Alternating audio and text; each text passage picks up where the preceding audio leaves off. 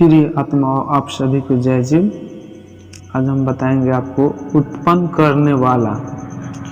तो जब गेहूं से गेहूं, चना से चना, धान से धान, आम से आम और इमली से इमली होता है, तो प्राणी से प्राणी होगा, ईश्वर से प्राणी नहीं हो सकता।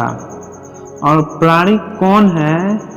तो प्राणी वह है जो प्राण को धारण करने वाला है। प्राण को धारण करने वाला या तो जीव है या आत्मा है, ईश्वर नहीं है। तो ईश्वर सर्वव्यापक होने के कारण मृतक शरीर में भी है, पर ईश्वर के रहने पर भी मुर्दा प्राण को धारण नहीं कर सकता। अतः प्राण को धारण करने वाली वस्तु आत्मा है, इसलिए आत्मा ही प्राणी है।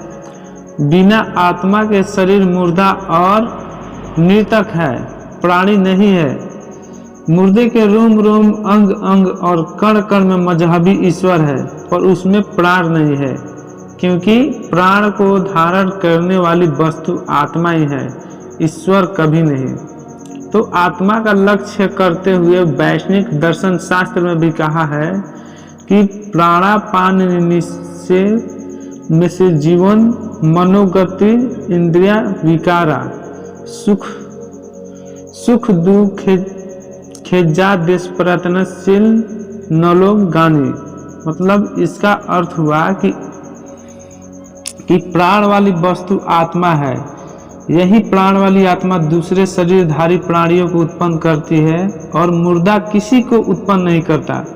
सर्वव्यापक होने से मुर्दे में ईश्वर विद्यमान होना चाहिए, लेकिन एक जीव आत्मा के न होने से मनुष्य मजहबी ईश्वर किसी को उत्पन्न नहीं कर सकता। जैसे मुर्दा शरीर गर्भ धारण न तो करा सकता है न कर सकता है, उसी तरह से मरे हुए गेहूं, चना, धान से चना और धान नहीं उत्पन्न हो सकता।